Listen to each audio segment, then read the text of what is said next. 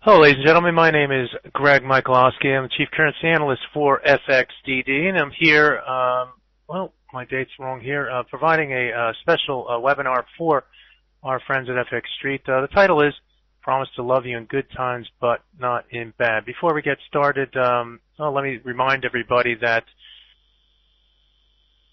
this webinar is purely for educational purposes only. I'm not necessarily going to give you any buy, sell, or hold recommendations. I'm going to give you some advice as far as where you can define risk, where you can limit risk, where you can maybe be able to accept risk, things along those fashions. But if I do give you any buy, sell, or hold recommendations, it's purely for educational purposes only. So please keep that in consideration. Also, understand that you as a trader can lose all or most of your money trading foreign exchange. It's highly leveraged, so be sure you understand your risk before you trade, and that you understand that this broadcast is purely for that educational purposes only, and hopefully it'll make you a better trader down the road. But anyway, 26 plus years ago, I said these words to my lovely wife. I promise to love you in good times and in bad. And in the trading forex market, what we've found, or what I've found through the years, you don't have to be so committed as you are in a loving relationship, or what you hope to be committed when you say those words. I promise to love you for the in good times and in bad.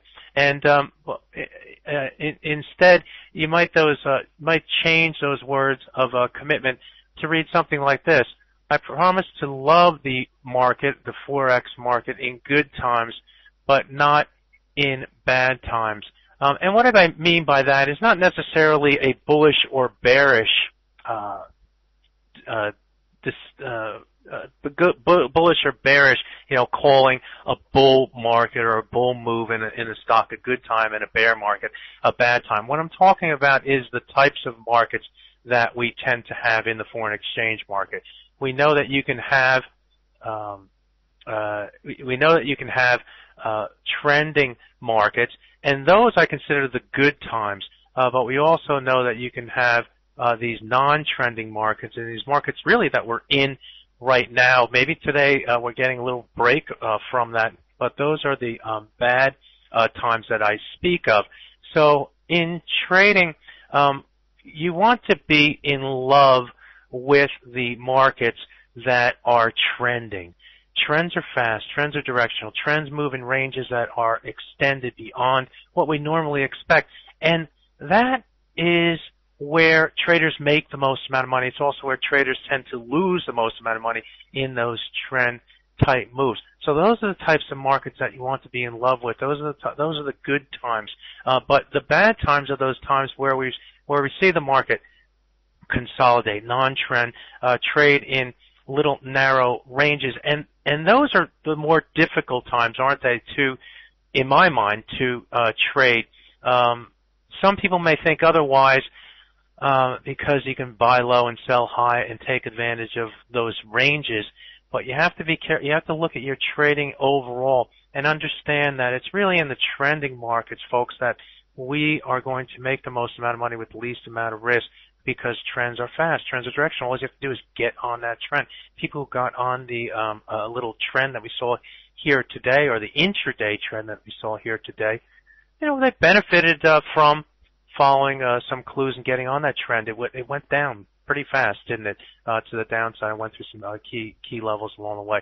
But we're not going to we're going to talk about that and get to those charts in a little bit. Before that, I want to talk a little bit about this idea of good times and in bad times, and look back at really some activity that occurred last week, and then we'll look at the more current market. In fact, today's market up to date. We'll put up the live charts and take a look at that. Remember, these sessions are educational purposes. You're here at FX Street to get educated about markets, different types of markets, and there are good markets and there are bad times. Bad markets. Another quote, we have the famous quote from the marriage, I promise to love you in good times and in bad times. By the way, I do love my wife in good times and in bad times.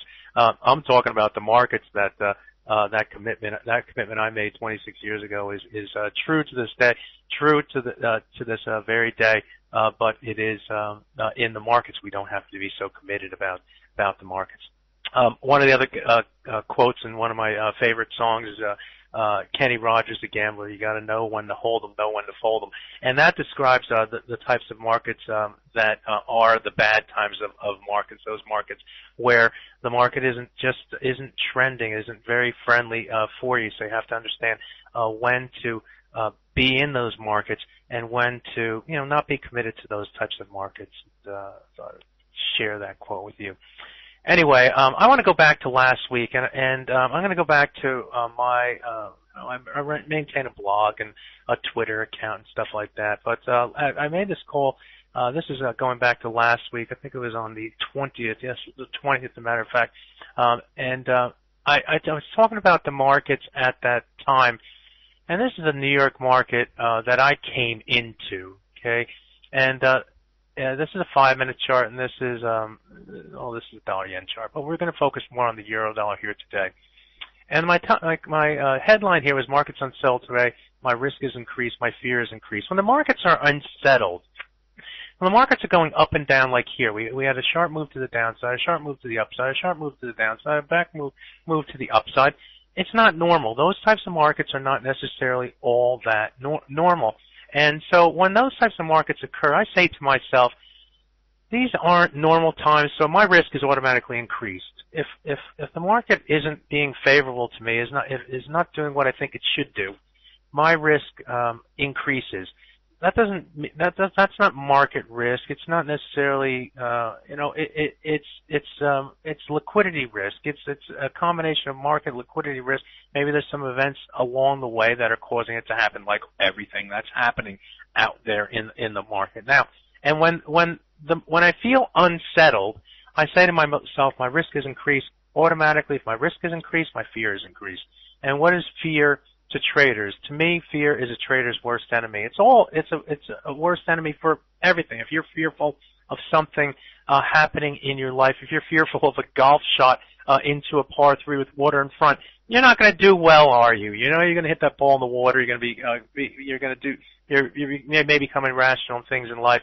So risk equals fear, and fear I want to avoid. Okay. So I made this call. I made a call to fold them at 9:57. The forex market seemed to be unsettled today. There was talks that the summit might be postponed. Those rumors were later denied from various sources. Blah blah blah blah. The rally. There was a rally on the denial, but the move higher did not hold in the last half hour. So I've been up and down in this pair. This is likely continue to be the trend for the day. As a result, my risk is increased, which makes me more fearful, cautious, and patient. I folded them, didn't I? I told the market that, I'm going to fold it at this time. I'm not comfortable with the market. You as a trader have to recognize those types of markets and make sure that you understand, hey, there are times when you want to hold them, times when you want to fold them. And so, be sure that if you're not comfortable with the market, take a step back. Don't trade. One of the common problems that a lot of retail traders have is that they sit down at their computer and they equate trading with their other job that they perhaps had in their life. That other job required them to go to work and perform a task. If you didn't, whether you're an accountant, whether you're a lawyer, whatever profession you're in, your job says do something. And the hardest thing for traders to do is not do something. But if you start to recognize markets are unsettled, things aren't doing necessarily the way they should do, think about folding them. Thinking about taking a break. Don't work. You can work by watching, and looking for other clues in the market that maybe turn this market around from a fold them to a hold them type of environment in the market. And that's what you should be doing. That is your work. Recognize that. Understand that. Be certain that it's not all the time. They're not good times. There are good times and there are bad times. And in trading, you don't have to be so committed to your trading. Around that same time, I wrote this Twitter, and this is, by the way, my Twitter account. If you're not friends with me or followers of me, you can always go and follow me at GregMikeFX. And I wrote, not liking the price action today. And seconds later, I got a comment from Forex guy who said, not liking the price, retweet, not liking it. Yep, Yep, forex guy agrees. He was in the same, he's feeling the same unsettled market. And then I got a Twitter from Dennis Jones just a few seconds after that, retweet. When pros say that, reason enough to be cautious. In other words, he was feeling the same thing, and he was getting confirmation from me that things weren't as favorable, if you will, to the trader. It was a time to not be so committed to trading. And I wrote back, my fear has increased. I don't like fear. There's always another trade when fear and risk is less. We as a trader have to trade when fear is less, when risk can be defined, when risk is less. Those are key times to trade. Those are when you want to be committed to the trade. Those are when you want to be, you want to hold them. Maestro, Forex, commented very choppy, and Rainmaker's Edge, commented, not liking the price action. Can't agree more. So all these people, boom, boom, boom, boom, started coming in, commenting about, what, their feelings about the market was. All started with just an innocent comment, not liking the price action today. And it's anything else other than that started to come in, didn't it? Not liking the price action. Words of caution. Words of caution. Time to sit back, and Nick Schofield's just a tad choppy today, isn't it?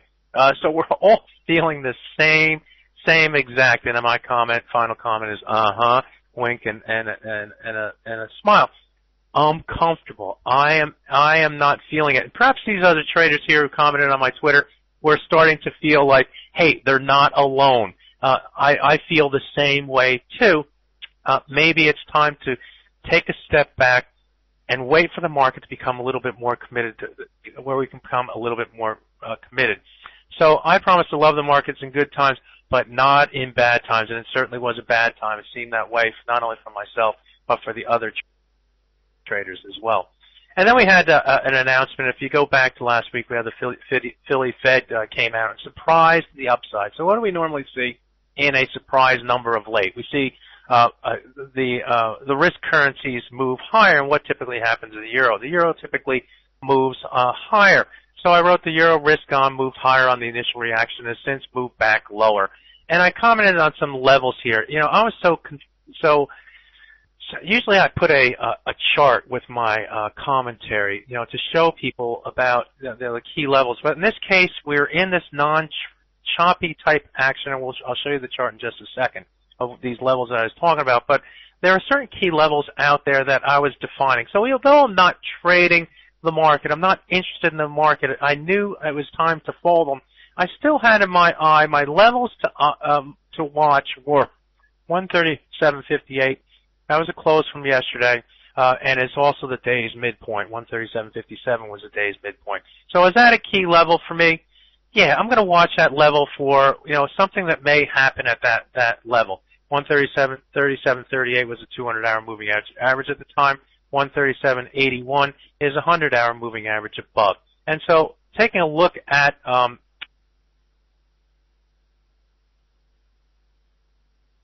here is our market. This is a 5-minute chart.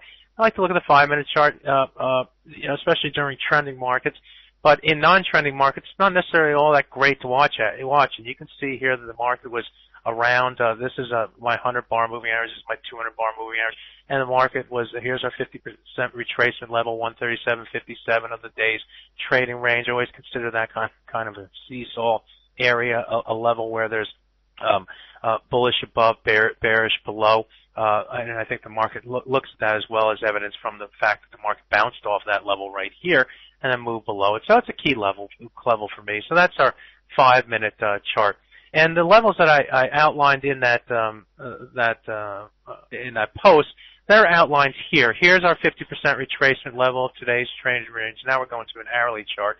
We have the 50% of that trading range. We also have the closing level from the previous day at that 58 level, I think it came in at. So 58 and 57 is 1 and 2. Those are on my chart. And then we had this would be the target on the downside, which would be the 61.8% retracement on the downside. And also the 200-hour moving average. That was if you go back to here the 37.38 is a 200-hour moving average. The 37.81 is the 100-hour moving average. So these are those levels here. The 100-hour, you can't see it's behind this point right here, but that's at the 137.81 level, and down here we have the 200, the green line in the chart. So that's where we were at in this period. You can see what happened eventually. But so here's a look at it. This is the 5-minute chart, and kind of looking ahead at what exactly happened. And after 10 a.m., the numbers in the market start to make some sense to me. What happened here? This is going back to the 5-minute chart. When we look at this 5-minute chart, we had our support down at the 37 level, and the market found support against there. Moved up to our 100-bar moving average, found resistance against that level.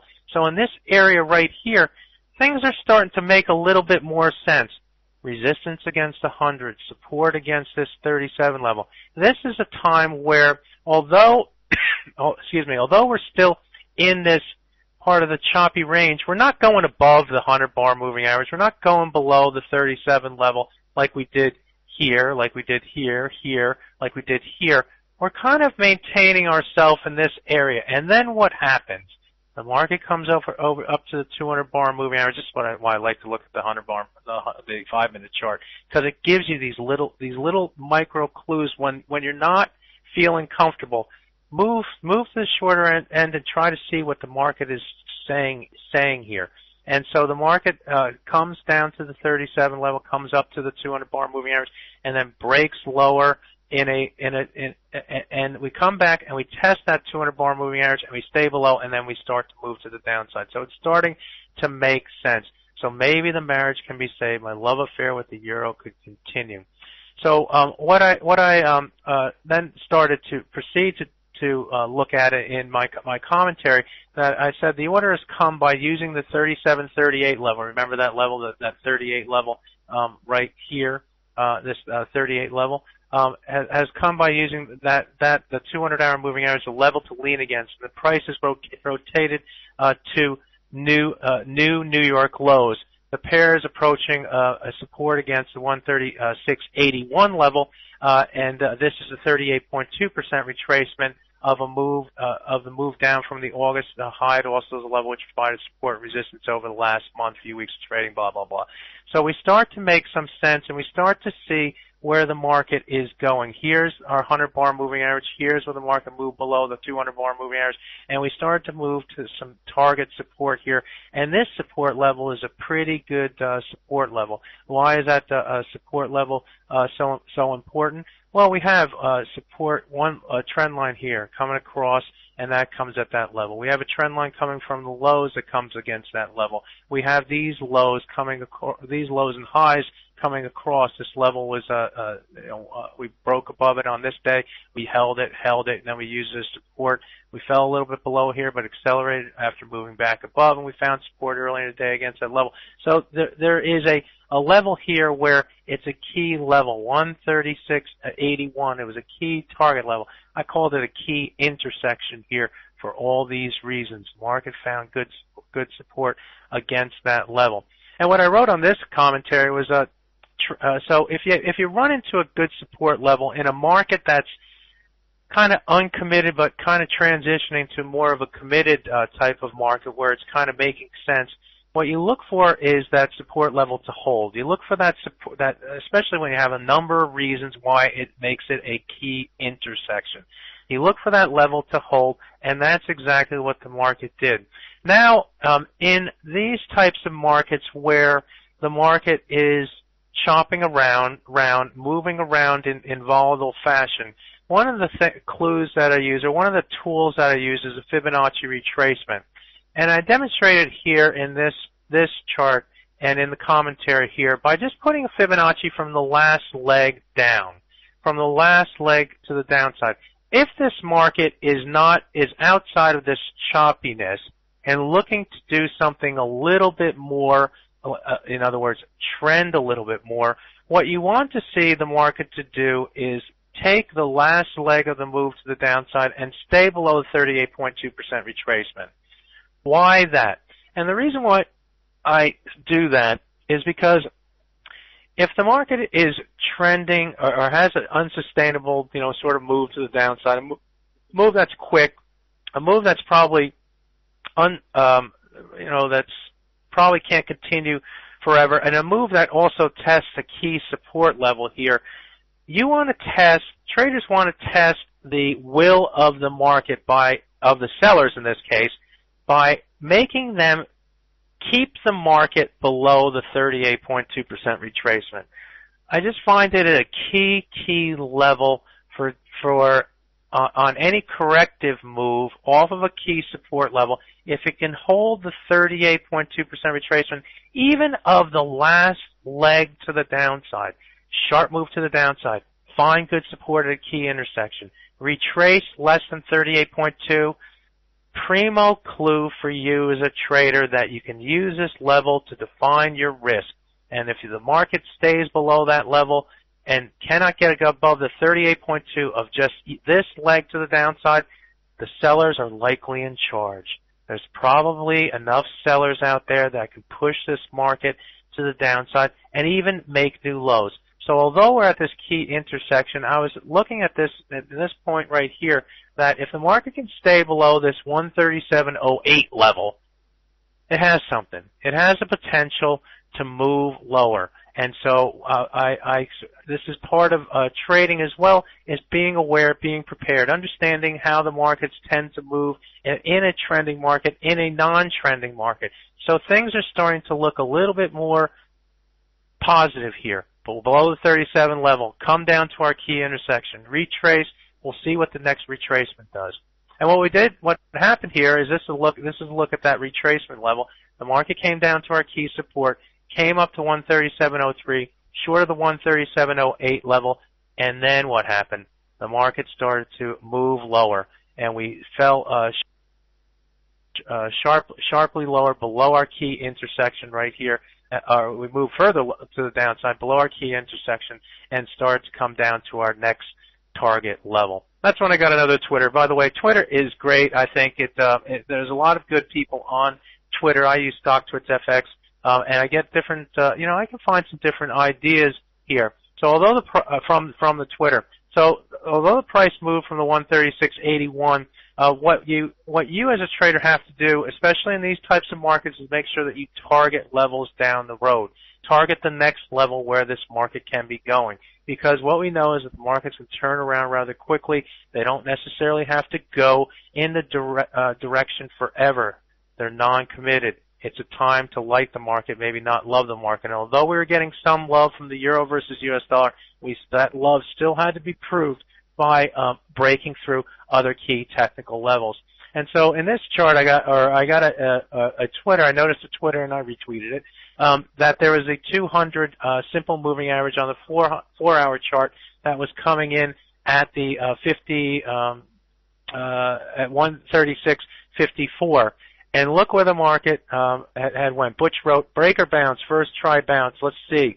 And so what do we know when we come down to another support level, another target? We broke through the 81 level, this key intersection. We're now moving to the next support level, 200 bar moving average on the 4-hour chart. You can even go back to this point right here a few days earlier. This is an hourly chart. I know it might be difficult to see.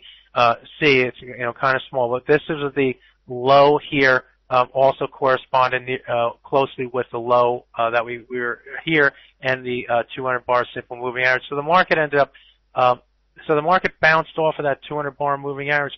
So what do you think at this point? Well, in a committed market, a market that's going to continue to trend to the downside, what I would think is that if this key intersection is so key now, that any sort of rebound toward that level should find sellers, wouldn't you? If it was a key break, a level where you had a number of reasons why the market should go lower, if it breaks that level, what should the market do? It should go lower. Did the market go lower? Yes, it did. On the corrective move back to the upside, should the market stay below that key break level? Or, give or take a few pips? Yes, it should. If it doesn't stay below that key intersection, that key break level, what does it tell you? Maybe this market isn't as committed as we thought it would be. Maybe you shouldn't be as committed to this market as you thought it should be. Maybe it's time to think about a move the other way. all these these thoughts come into your mind, and it's a function of the type of market that you're in. And so again, you go back to, are we in a trending market? Is it like this, or is it like this? This is a nice trend. This is a nice non-trending type market. Trader, the market has to prove itself to you that it has the will to trend. If it can't, for an extended and get through key targets, get out. Get out of that trade. What's the worst thing you can do? You buy down against this 200 bar 4-hour or 200 bar on the 4-hour chart level. And if the market breaks to that level, sell again. Get back on the bandwagon. But if that level holds and the market rebounds back above the 81 level, you may have something going for you. So the euro rallied back higher and has wandered higher since then. However, and I wrote this morning, the markets remain fairly skittish. And so what are traders to do? What are traders to do in this market? And there are certain things that you as a trader, have to realize in these types of markets. And these are 4 bullet points that I've listed of what I think about when the markets are non-committed, when the markets are in a phase where, not necessarily doing what you think it should do. And one is to first understand that the markets are not friendly, all right? When I say the markets are not friendly, what is that old saying? The trend's your friend? That is a friendly market. When the markets are non-trending, it's not necessarily a friendly market. So understand that the markets are in this non-trending period. And what is a non-trending period? Well, typically what happens in a non-trending period is people tend to start to get really loud about which way they think the market is going to go. You hear lots of people talking about how, where the market is, the euro's going to go down, the euro's going to go up, this is going to happen. They start talking about all the fundamentals about the EU and what kind of solutions and all that. There's a lot out there. And when I look at a non-trending market, I look at it a different way. I always assume that the market is a collection of buyers and sellers. And when the market is non-trending, it's not time to guess which way the market is going to go. The market would have gone there if it knew what was up, whether it was going to go up or down. It would be there already. The market, when the market is non-trending, the market and the traders are saying, we don't know. We don't know.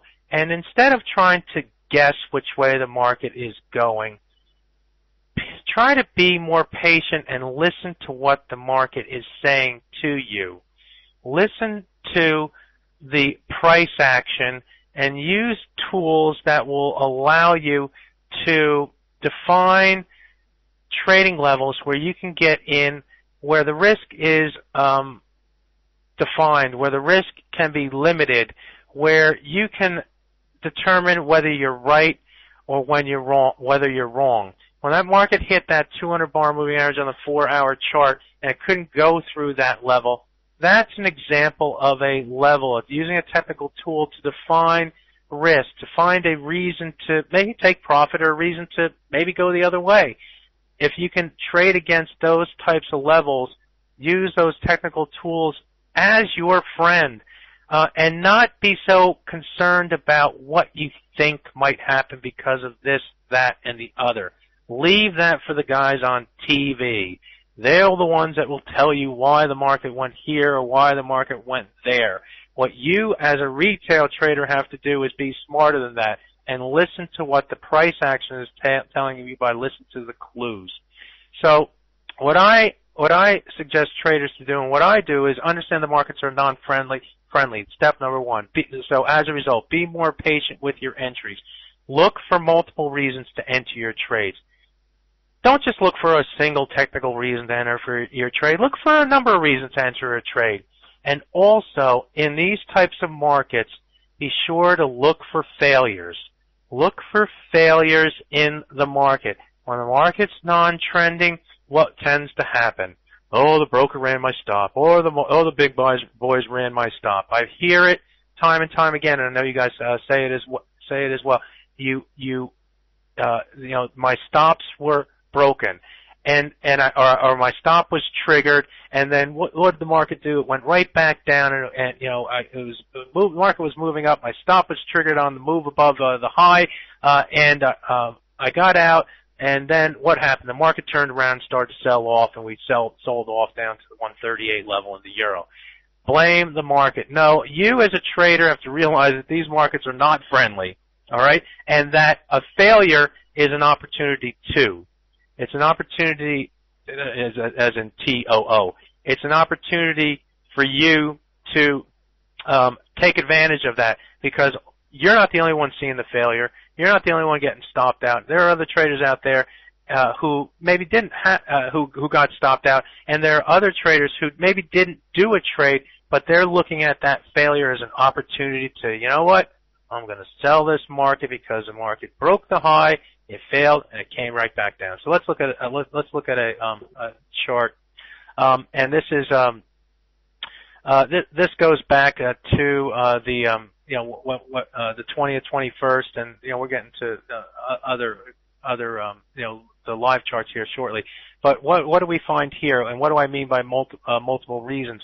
So on the 20th, what do we see? The market moved down. We went down to our 400 or 200 bar moving average on the 4-hour chart. Market moved sharply higher, and then we came back down. We came back down to our trend line and moved higher. We had this unsustainable move to the upside, really sharp move to the upside. And what did I say about those trend type moves that move really quickly to the upside? Put a Fibonacci on it. Put a Fibonacci from a low to a high, measure 38.2% retracement. If the market can hold that 38.2% retracement, what is it saying? It's saying that, hey, there are buyers here. They're just buying on the correction. They are buying against this 38.2% retracement level. What's also at this level? This was a trend line here that was broken. This trend line had 1, 2, 3. Got close enough to it here, but we had sellers early against that level, and market moved sharply to the downside. So let's call that 4. And then when it came back up to it, when market came up to that level, sold off, and then broke through that level and moved to the upside. So this becomes another reason to trade. Traders who can buy against 38.2, buy against the underside of the trend line, what are you risking? Can you define your risk? Yeah, a move below this line. I'm risking this amount of the trade, maybe to this green part right here. So you enter somewhere here, you get out at somewhere here. You're risking that small amount on the trade. This is like 23 to 07. And what are you trying to get? Something more than what you risk. And so if you risk, let's say a half of or this amount, this circle, you have to get above here to make it back. You have to get to here to double your money, here to triple your money. And so if you can just stay in there for this little move to the upside, you can take advantage of this market that may be whippy, so you look for multiple reasons to trade, allow traders to define risk, limit risk, and if you're lucky, if you get lucky, and I'm the first one to say traders need what I call traders luck, that is luck that they define. You define your risk against these levels here. You have multiple reasons to trade. You define your risk, and you get lucky because the market bounces right off of that level. It could easily have gone down, but it went up. It found support against that level, and it moved up. That's what I call trader's luck. Blind luck is when you just go out and buy and sell because you think you have a hunch, bet a bunch type thing. That isn't the type of luck that you want to do. You want to use trader's luck. So in this case, you buy against this 38. You have multiple reasons to buy, and the market moves up. And you take this, up from 23 up to 90 or somewhere in between. Maybe you get out at 60. Maybe you get out. They may get out at 50. But it's a trade that in a non-committed type of market, it's what you look for. It's a opportunity. You actually get a second shot here when the market goes up to our high. Why do we find sellers up there? Well, because they can define their risk against that level. You have multiple reasons here to trade as well. These highs right here is not far away from this high right here. So traders can sell against the levels up here, and the market moves down again, and you get another opportunity to buy the market. In this case, we go up to another high right there and find some sellers against that level. Another thing that you want to, or let's talk about failures. I said that you'll find multiple reasons to trade. Also look for those failures. Look for those failures that allow you to take advantage of the failure, because non-trending markets, non-committed type markets that are still a little skeptical, maybe full of a lot of news, opportunities and stuff like that, will also fail as well, and they'll give you the clues in the price. And so in this case, this is now getting into today's trading here. What do we have here? We have a high at 50. We have a high at 54 here. We have a high at 59 here. We have a high at 51 here, 51 here, 50 here, 50. And then what do we do here today? So we have all these reasons to sell, or a ceiling here. A ceiling is between 50 and 59, and I will use that as a level or I would use that level as a stop. If I was short the market, I would use that level as a stop. If I were looking for a break to the upside, a break above the 59 level should lead to higher prices, right? So how many people got stopped out on the break above the 50 to 59 level? Well, probably a lot. The market it moved up, and then what did it do? It came right back down. Started to move up, move to the downside. And so as soon as the market failed above this on this break here, moved to a new high, couldn't sustain that move to the upside, what does it do? It rotates back to the downside, and we fall sharply. This picture was taken when the market was still at 139. Where'd we go? 138? Way down here? Can't even see it. So that failure is a level that you can trade against, especially when it moves fast. So do you have to trade at 50? No. Could you trade at 40? Yeah. Could you trade at 38? Yeah. I mean, as long as you can define your risk against that level and limit your risk, you define your risk and limit your risk, and you know that the market is all seeing that as well, take advantage of it. Failures in a non-committed market, like we've seen this week here, or that we saw, seen in this week, they're gonna take those failures as a clue. Can't go higher. All right. You gotta, even though you may get stopped out, you may lose money on that trade, you kind of have to get on the horse kind of quickly and get back on that horse again and see where the market goes from there. You just have to. So that is the entry. Okay, so we know about the entry. What I suggest traders do on an entry is to look for multiple reasons to trade, be patient, wait for those levels, and then if you get a failure, kind of use that as well as a clue or perhaps trade entry level. So that's getting into the trade. Now, the second part in a non-trending type market, in a market that's non-committed, is once you're in the trade, you have to manage that trade very closely. And you do it by targeting. It's like location. Targeting is everything to do with managing the trade. And when I get in a trade, that's one thing. Now I need to know where are we going. And again, I use tools that will show, technical tools that will show me, that'll give me targets of the direction of the trade. And if the target is reached, if the first target is reached, then I'll look for the next target. And if the next target is reached, I'll look for the next target. And my goal is to stay on that, be committed to that trade, to the market, until the market tells me otherwise, till a target cannot be breached, till a target is breached and fails. You see how you have a multiple reasons to enter, but when you start targeting levels and a level can't be breached, what is the market traders going to do? Remember, they're all skittish. They're in the same boat as you. They're non-committed. Don't understand the movements in the market. They're going to get out quick. They're going to look. They're going to look for the rebound, for the move back to the other way, and it can be sharp.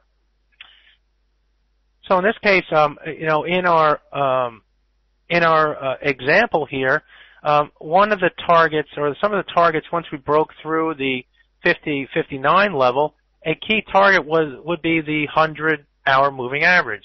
That becomes a key target. And then a next key target, well, first off, I want to talk about this level up here. When the market broke that 50 to 59 level, guess what the next target would be on the upside? You're breaking that level. You should see higher prices. The next target would be 1, 2, 3, 4. This trend line. If it can't breach that trend line, guess what? Get me out. This isn't doing what it should do. We just broke 50 to 59, and all of them, I can't even get above this 74, this trend line. If you can't get above that trend line, if you can't breach the next target, guess what traders are going to do? Uh-oh, something's happening, get me out. And they sell, and that's what causes this whole move to the downside. It couldn't get through that level. If it can't get through that level, it starts to move down. Now people will say that there was a headline that came out. Okay, that's fine. Did you see it first? Did you see it move the price through this 50? Did you see the news headline that caused the market to move back below that level? Probably not. You're probably not the first one to see it. You have to react to what the price is doing. And what you know as a trader is that if this level can't be breached, and this level gets breached back, if the old high area gets breached to the downside, you got to sell. You can't stay with it. Something's happening out there that I don't know about, but all I know is that this thing failed. Failures in non-trending markets, be sure you follow them. So now let's look at the targets on the downside. Where are we going in this trade to the downside? Well, we have this low right here. That's a target, right? 1, 2. We had the lows for the day. 1, 2, 3. And we came down to that level, and we found some support, moved a little bit up, and then we came down. We had a 100-bar moving average. The next target is 38.2. Then it becomes low here. Then it comes 200-bar moving average. Then comes 138.14, the 50% retracement, and then 137.77. Those are all the targets along the way. They're all there in my chart. And I use lines, I use trend lines, I use 100-bar moving average, 200-bar moving average, Fibonacci retracements, old lows. All these things become targets along the way. If you can get through each of those levels, fine. Now, in managing the trade, what you have to do, there are two ways to manage it. One is to take profit right here where the market comes down and finds initial support here and take some profit against that level, understanding that if you break this line right here, you got to get short again. So you can take profit here, and it's like taking, selling here, taking profit against that level. But when the market starts to rotate back down through the 50 level or rotate back down through our floor here, you got to get back on the selling side, or that's the only trade that you should do. And then you look for the next target along the way. And as long as these targets can be reached, you're okay. And so you as a trader have a choice: take profit there, or just manage your stop down, don't you? You can manage your stop down. You broke through, you sold up here through the 50 level, maybe the 40 level. You sold at this level. Look for the midpoint of the day's trading range. Use that as your stop loss. Find some reason to think that where the stop loss should be, and leave it there. In other words, invest in the position to the downside. And if you're lucky enough, if you have the trader's luck, then you start to move through other levels along the way, and you start to follow the market in the direction that it's going to go. So I want to take a look at the current market here, and we'll wrap it up, and then we'll take any questions that you may have here as we go into the end. So let me turn off my screen here. I'm going to bring it back. So what happened here in the market, and what has happened since that time? Well, we went down, and we went through all our key technical levels. By the way, this trend line which is coming up from the lows here, this is a longer term trend line. 1, 2. We came down to that level here. This is a day when we broke through that key intersection level and moved our way to our low, to our where we had the 200 bar moving average. That was at this level right here. Don't mean to move back and forth, but you see that 200 bar moving average. We didn't once it found support against that level, move back above the trend line here, back above this trend line, back above our key intersection level. That's when the market moves sharply to the upside. So I'm going to go back to our hourly chart here. The market moved. I'll get to that question, Valentino. Good question. So this is that old trend line. This is a break of it, and then we broke through it here and came down to this other trend line that we had here.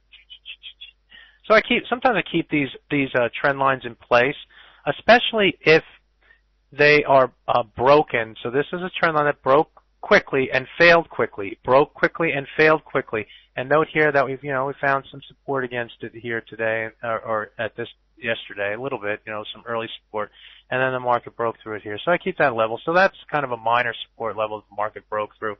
But really, we went through our 100, went through the 38.2, went through our low, went through our 200 and the 50% retracement. And what happened? The market, the next target would have been the 61.8% retracement at this point right here. There's nothing on the daily. So that would have been our next target on the downside. Not a lot in here.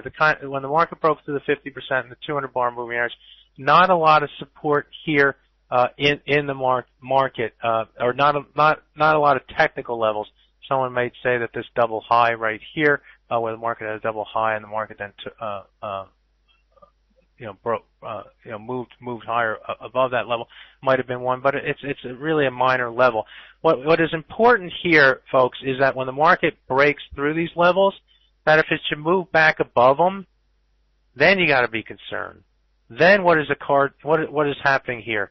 It's showing the failure here, and so you can expect that there may be some that the sellers here on the break of the 200 and the 50 now are turned around and thinking in terms of buying the market, and that I think may have happened. So we're seeing that failure of the move to the downside. We saw a nice move to the downside, all started up here, breaking through key levels, and what do we see? A failure, and the market starts its move to the upside. This low came in at 138.54 is where our low came in. Put a line across there. I'm sorry, that's not right. Our low came in at 137.97, so just below the 138 level, and our 50% retracement came in at the 138.14 level. That's this move to the upside, and our 200 came up at the 22 level. And if you were to go to your 5-minute chart, put a horizontal line there at the 14 level. You can see that on the 5-minute chart, we didn't spend much time below that 14 level, that 50% retracement line. Go to the 5-minute chart here today, and this is where, kind of looking at the market and putting these key levels in. Broke below the level, moved back above it, and then this next bar, what do? We started to find some buyers against that 14 level, helped move the market to the upside. So we saw the corrective move back to the upside in the euro versus US dollar. Found support against that level in the trade. So what would I do now? Well, from a trading perspective, I'm now back into, all right, are we going to continue this trend to the downside? This was unsustainable move to the downside. Or are we going to, or is this just a correction that may lead to a further selling pressure in the euro versus US dollar? So what I'll do is put my Fibonacci from the high to the low, measure the 38.2 at the 138.65, and I know that if the market can't get above that 138.65 level, sellers are still in control here. What else do we have up here around the 65 level? The 100-hour moving average. That's a blue line in this chart. That's at 138.64. So I have a double reason to think that if the market should correct up to this level right here, I have a reason to sell against that level. That is my risk of this trade. And if the market stays below that level, fine. If the market moves above that level, all bets off. The market's likely back within the range here, likely to consolidate, perhaps move back up to the underside of the trend, back to our lows here at the 92 level. It's all about moving from level to level to level. So now, I guess in summary here, what I want to impress on you is that there are certain times when you want to fall in love with the market, that you want to be committed to the market, that you want to love it in good times, and in good times.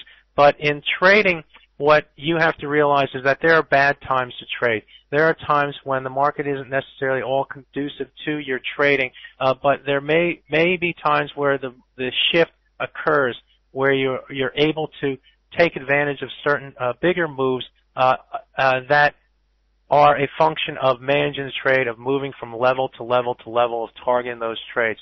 So when you're in these types of markets, look for two things. One, multiple reasons to trade. If you have multiple reasons to trade, you can define your risk against those levels. You can limit your risk against those levels. If you're right, hopefully you should have good to great trade location, and you can start to look to manage the trade by targeting levels along the way. The second thing that you should do for your entries in these types of markets is look for failures. If you have a failure, look for that sentiment to shift from bullish, like we saw here, a break of that, to bearish, where the market just quickly turns around and starts to move the other way. We saw it on this move here. We saw it perhaps on this move to the upside as well. So look for those opportunities, and if they present themselves, again, you can have good trade location in your trade, and you can define your risk and limit your risk. For instance, if you bought at this level and the market moved back above the 14 level, you still have good trade location. You're up on the trade. You just need to get through the 65 level on the top side. If you can't get through that target, guess what? Get out. You're not going to lose on this trade. You may not make as much on a move to the upside, but you're not going to lose. Those are the types of trades that you want to look for in these types of markets. When you manage a trade, make sure you target the levels along the way. Manage your stop down. If you get to another target level, look to move your stop down. Look to guarantee that you're not going to lose money on that trade. And if you come to a key technical level like here or in the 50% retracement, take profit against the level. You can probably be assured that the market is, well, not probably, but what you may find that the market is still non-committed, even though it's trending to the downside. You may get that rebound back to the upside. So what happens? Here's some questions. What happens when there is a fake spike in the market? Well, we saw a fake spike in the market here. We saw a fake spike in the market here. As long as you define your risk and you're able to use technical tools to define targets and define spikes or levels of support or resistance, like the 50 to 59 level right here. We have highs here, a number of different highs at that level. It's a key level.